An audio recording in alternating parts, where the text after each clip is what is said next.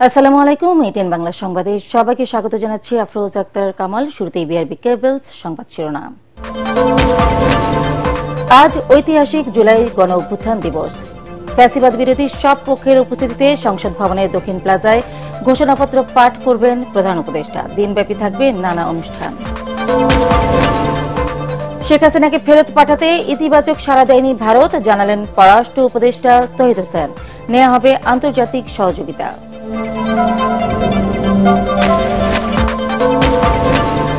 জুলাই আন্দোলনে আহতদের no treatment no রিলিজের নির্দেশ দেন সাবেক প্রধানমন্ত্রী শেখ হাসিনা। আদালতে আহত ইমরানের জবানবন্দি। পরবর্তী সাক্ষ্য গ্রহণ 6 আগস্ট। এবং দেশের মানুষ আর কথামালার রাজনীতি দেখতে চায় না, প্রতিশ্রুতির বাস্তবায়ন চায় যুবদলের অনুষ্ঠানে তারেক রহমান।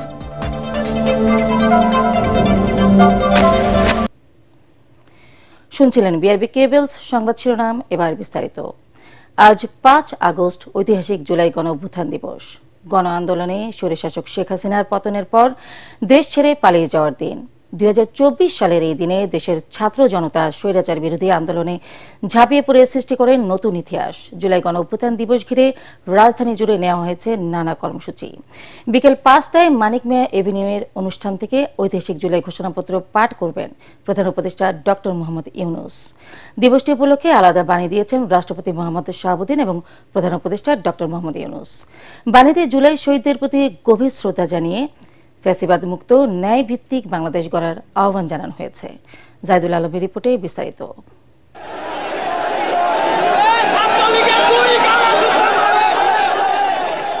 গণ অভ্যুত্থানের প্রথম বর্ষপূর্তি 5 আগস্ট, ছাত্র জনতার 36 জুলাই মঙ্গলবার। দেশের মানুষের ঐক্যের প্রতীক ঐতিহাসিক জুলাই গণ অভ্যুত্থান দিবস।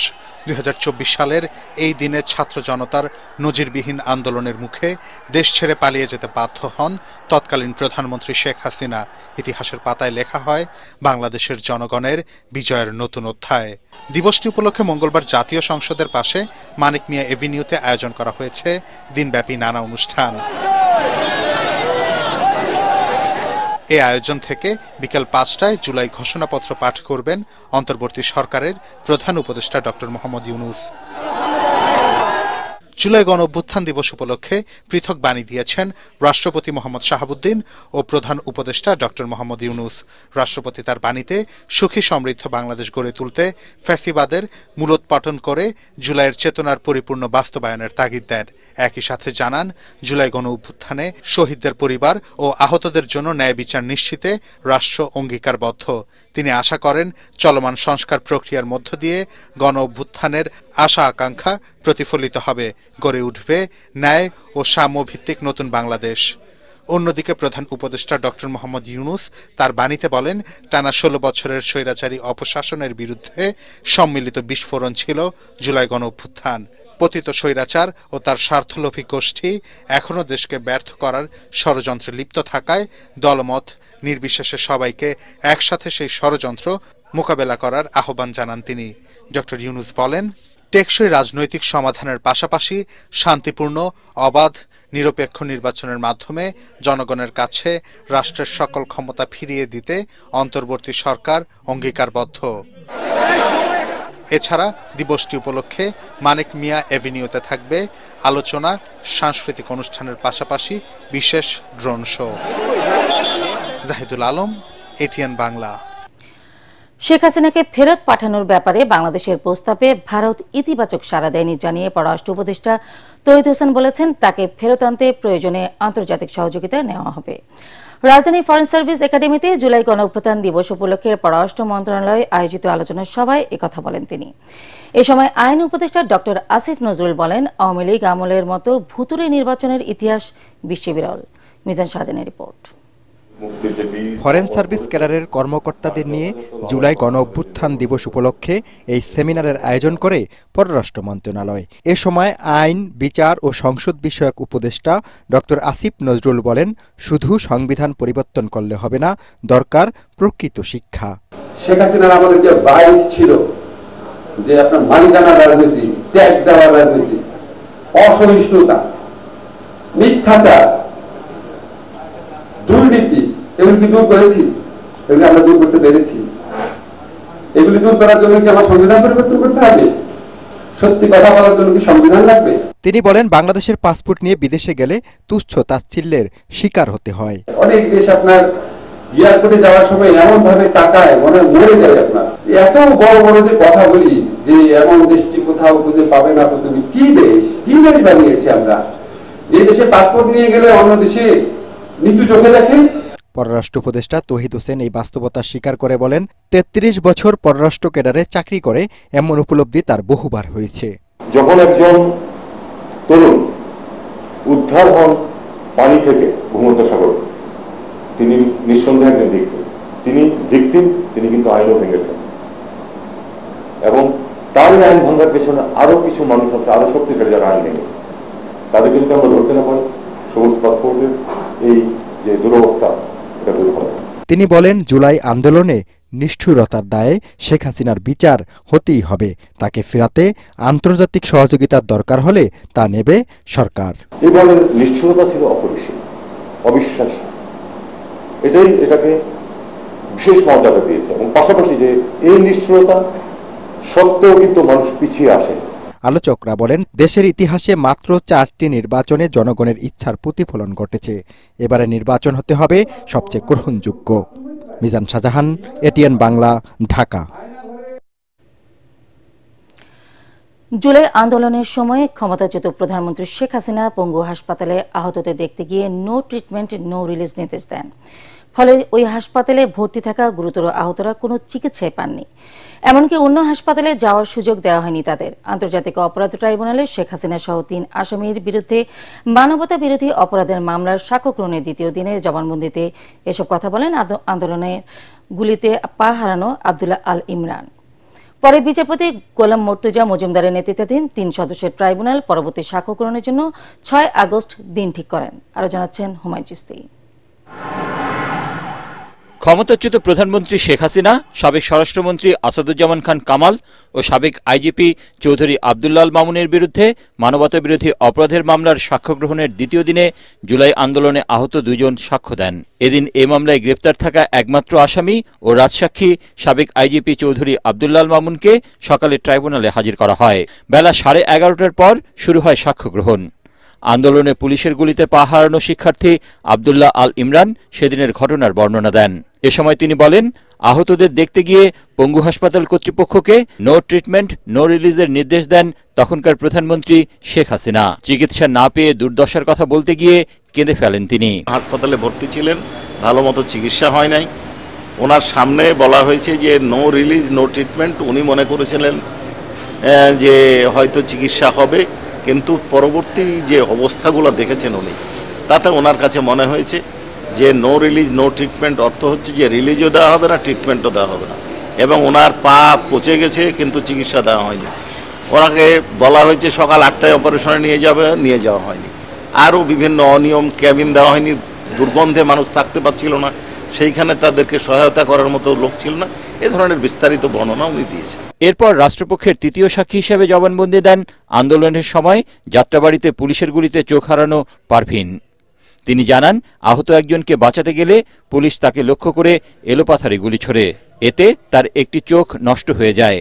এছাড়া এখনও অনেক বুলেট তার তলপেটে রয়েছে বলে জানান জবানবন্দিতে।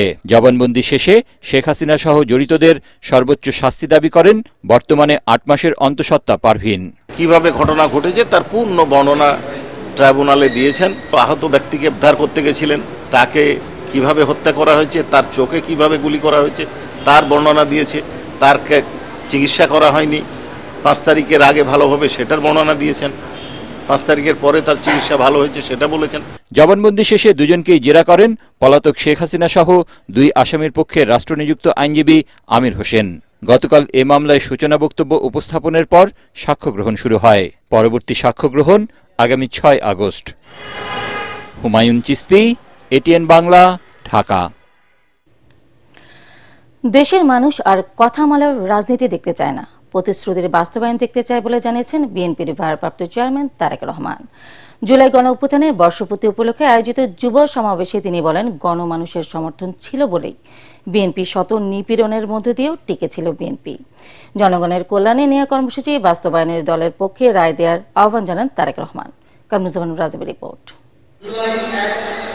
জুলাই গণ অভ্যুত্থান, শোক ও বিজয়ের বর্ষপূর্তি উপলক্ষে বিএনপির মাসব্যাপী কর্মসূচির অংশ এই যুব সমাবেশ।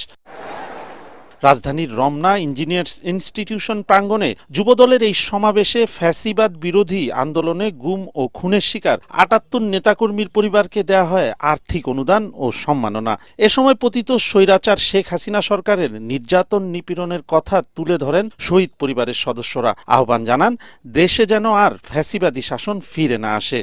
সমাবেশে বিএনপি নেতারা বলেন, গণ অভ্যুত্থানের মধ্য দিয়ে দেশ গড়ার যে সুযোগ সৃষ্টি হয়েছে সেখানে একে অপরের প্রতি কাদা ছোড়াছুড়ি না করে গণতন্ত্র প্রতিষ্ঠার মাধ্যমে সম্মিলিতভাবে দেশ গড়তে হবে।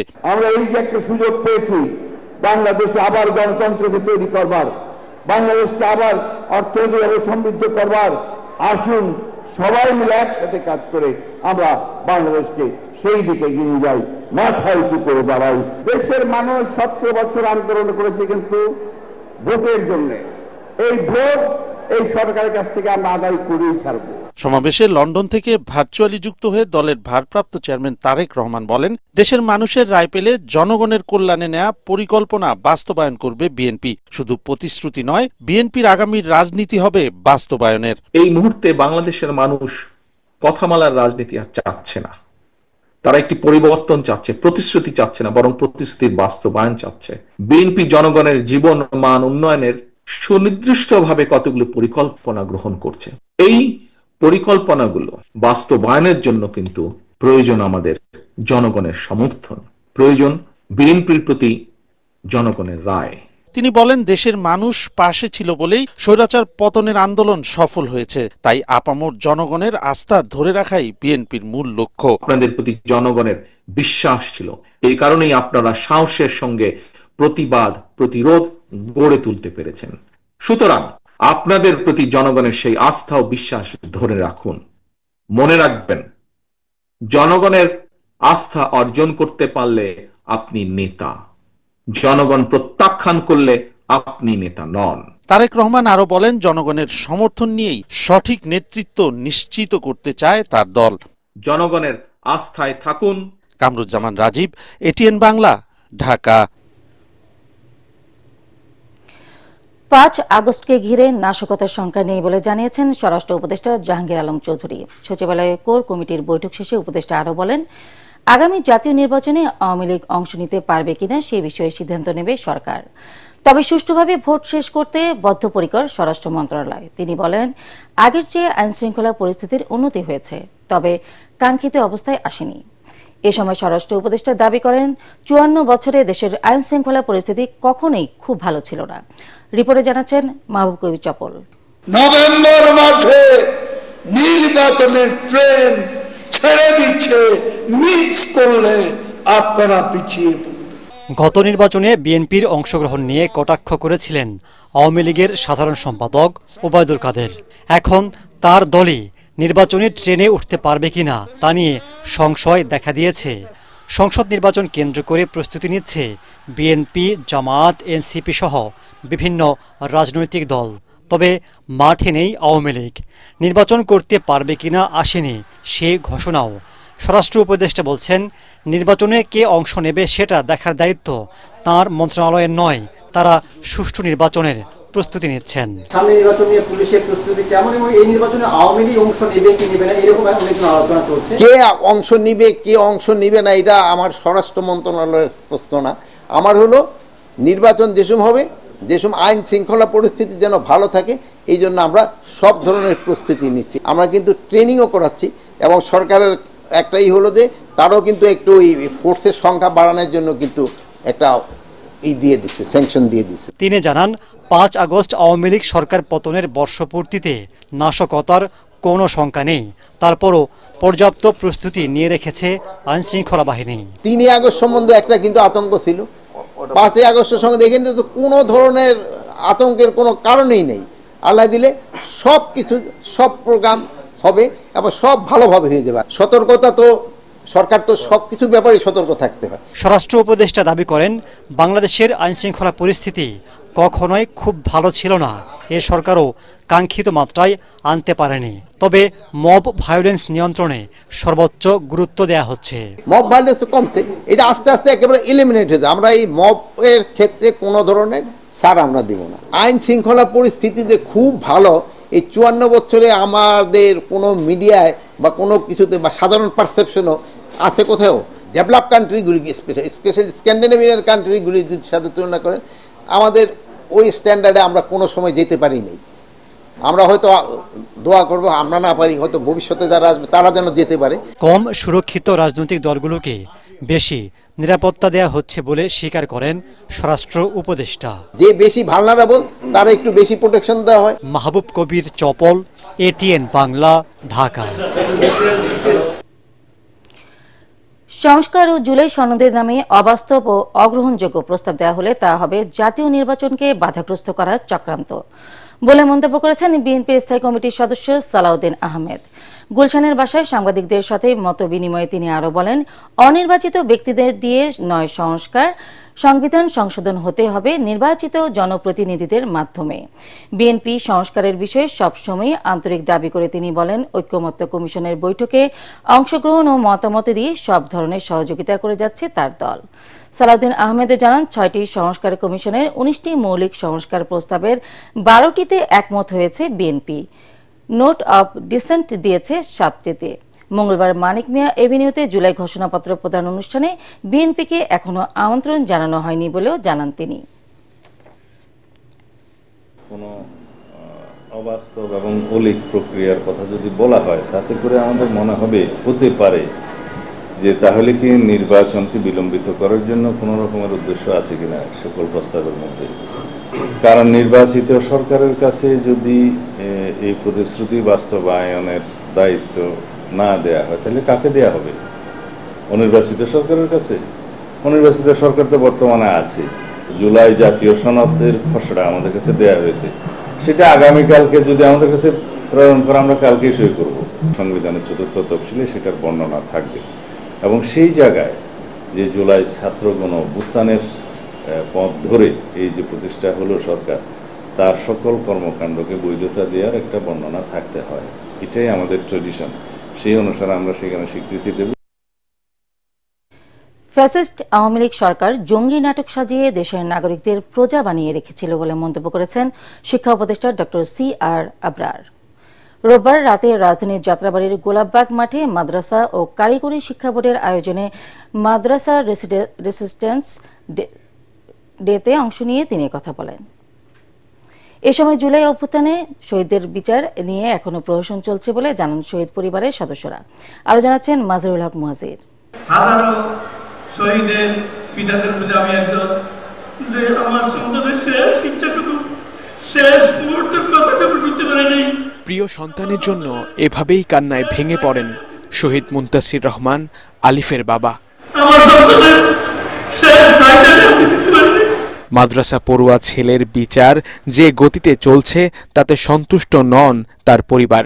ছেলের খুনের বিচারের আগে বিচার নিয়ে যারা প্রহসন করছে সেই সব নব্য মির্জাফরদের বিচার চান আরিফের বাবা। এই মুনাফিকদের, এই নব্য মির্জাফরদেরকে আমরা চিহ্নিত করে রাখুন। এই নব্য মির্জাফরদেরকে আগে বিচার করতে হবে। আমরা খুনের বিচার চাই না। যারা এই খুনে বাধা দিচ্ছে, যারা এই জুলাইকে ভুলে গেছে, যারা এই গণহত্যাকে ভুলে দিতে চায়, তাদের বিচার আগে করা আমার দরকার। আমার দেশ তোমার দেশ। গেল জুলাইয়ে পাবলিক প্রাইভেট বিশ্ববিদ্যালয়ের শিক্ষার্থীদের মতোই সোচ্চার ছিলেন মুনতাসিরের মতো মাদ্রাসা পড়ুয়া শিক্ষার্থীরা। তাদের স্মরণেই জুলাই বর্ষপূর্তি উপলক্ষে কারিগরি ও মাদ্রাসা শিক্ষা বোর্ডের এই আয়োজন মাদ্রাসা রেজিস্ট্যান্স ডে।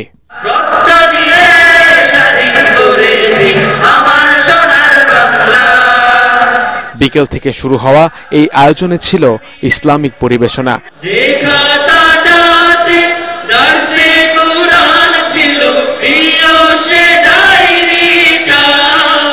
বিভিন্ন সংগঠন, মাদ্রাসা শিক্ষার্থীদের হামদ, নাত আর স্লোগানে মুখরিত যাত্রাবাড়ির গোলাপবাগ মাঠ।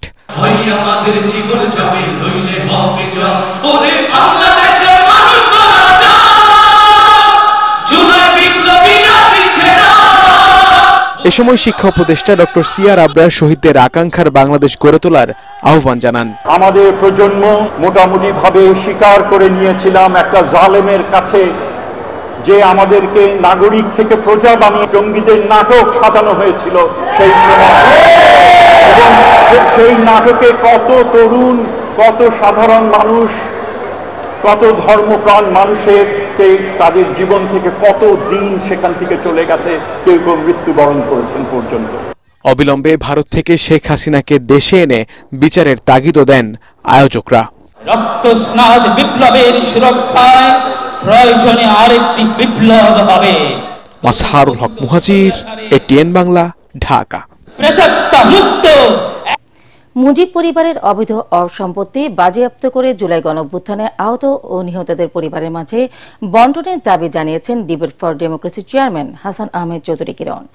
জুলাই গণঅভ্যুত্থানে শহীদ বিতার্কিক গোলাম নাফিজের কবরে শ্রদ্ধা জানানো শেষে তিনি এই দাবি জানান। হাসান আহমেদ চৌধুরী কিরণ বলেন, শহীদ নাফিজদের রক্তের বিনিময়ে বাংলাদেশ ফ্যাসিবাদ মুক্ত হয়েছে, শহীদদের রক্ত বৃথা যাবে না। দাবি জানান জুলাই আগস্টের হত্যাকারীদের উপযুক্ত বিচার নিশ্চিতের। এ সময় শহীদ গোলাম নাফিজের বাবা মোহাম্মদ গোলাম রহমান জুলাই গণ অভ্যুত্থানের মামলার দ্রুত বিচারের দাবি জানান। একই সাথে আহ্বান জানান শহীদ পরিবারের সদস্যদের সমন্বয়ে গঠিত সংগঠনের পাশে রাষ্ট্রকে দাঁড়াতে। এ সময় আরও উপস্থিত ছিলেন ঢাকা কলেজ, ইডেন মহিলা college, Tejgaon college, Mirpur Bangla college ও শেরেবাংলা কৃষি বিশ্ববিদ্যালয়ের বিতার্কিকরা। যারা হেলিকপ্টার থেকে গুলি করেছে, যারা সরাসরি গুলি করেছে, যারা সরাসরি গুলির নির্দেশদাতা ছিল, এক এক করে বেরিয়ে আসছে। আমি সরকারের কাছে বলতে চাই যে আজকে মুজিব পরিবারের যে অবৈধ সম্পত্তিগুলো আমরা দেখতে পাচ্ছি এক এক করে প্রকাশিত হচ্ছে, আজকে এই মুজিব পরিবারের সম্পত্তিগুলোকে সরকার বাজেয়াপ্ত করে যাতে এই শহীদদের পরিবারকে সেখানে দিয়ে দেওয়া হয়, আহত পরিবারকে সেখানে দিয়ে দেওয়া হয়। এবার আন্তর্জাতিক সংবাদ।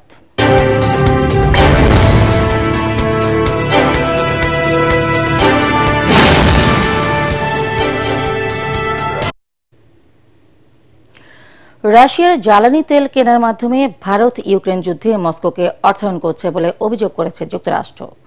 রাশিয়ার তেল কেনা বন্ধ করার জন্য নয়াদিল্লির ওপর ওয়াশিংটনের চাপ বাড়ানোর মধ্যেই এ অভিযোগ আনলেন মার্কিন প্রেসিডেন্টের দপ্তর।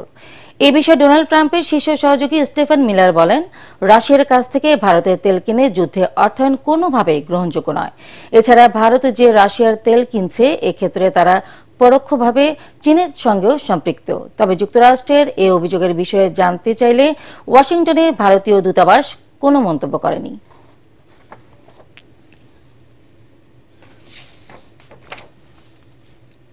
এবার খেলার খবর।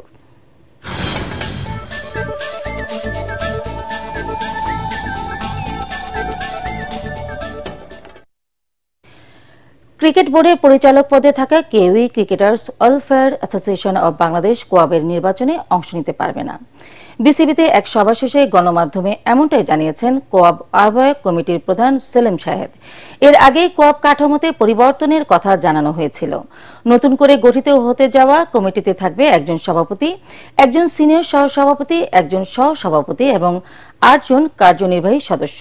সাধারণ সম্পাদক পদ বিলুপ্ত করার ঘোষণা করা হয়। কোয়াবের স্থায়ী ও জীবন সদস্যরা কেবল নির্বাচনে অংশ নিতে পারবেন। লিটন দাসকে অধিনায়ক করে আসন্ন এশিয়া কাপ ক্রিকেটের জন্য 25 সদস্যের প্রাথমিক দল ঘোষণা করেছে Bangladesh cricket board BCB. Fitness ক্যাম্পের জন্য বুধবার খেলোয়াড়দের রিপোর্ট করতে বলা হয়েছে। আগামী 15 আগস্ট থেকে অনুশীলন শুরু হবে মিরপুর শেরেবাংলা স্টেডিয়ামে। তারপর 20 আগস্ট থেকে ক্রিকেট দলের অনুশীলন হবে সিলেটে। আগামী 9 থেকে 28 সেপ্টেম্বর সংযুক্ত আরব আমিরাতে, দুবাই ও আবুধাবিতে হবে এবারের টি-20 ফরম্যাটের এশিয়া কাপ ক্রিকেট। শেষ করার আগে বিআরবি কেবলস সংবাদ শিরোনাম আরো একবার। আজ ঐতিহাসিক জুলাই গণ অভ্যুত্থান দিবস। ফ্যাসিবাদ বিরোধী সব পক্ষের উপস্থিতিতে সংসদ ভবনের দক্ষিণ প্লাজায় ঘোষণাপত্র পাঠ করবেন প্রধান উপদেষ্টা। দিনব্যাপী থাকবে নানা অনুষ্ঠান। শেখ হাসিনাকে ফেরত পাঠাতে ইতিবাচক সাড়া দেয়নি ভারত, জানালেন পররাষ্ট্র উপদেষ্টা তৌহিদ হোসেন। নেওয়া হবে আন্তর্জাতিক সহযোগিতা।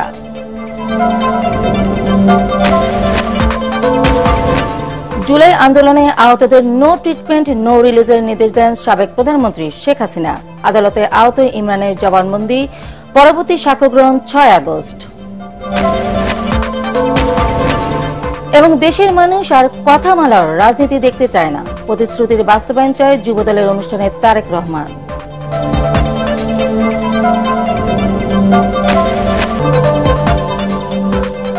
পরবর্তী সংবাদ দেখার আমন্ত্রণ জানিয়ে এখনকার মতো শেষ করছি। এটিএন বাংলা সংবাদ ইউটিউবে দেখতে ব্রাউজ করুন youtube/ATN Bangla News। ধন্যবাদ সবাইকে।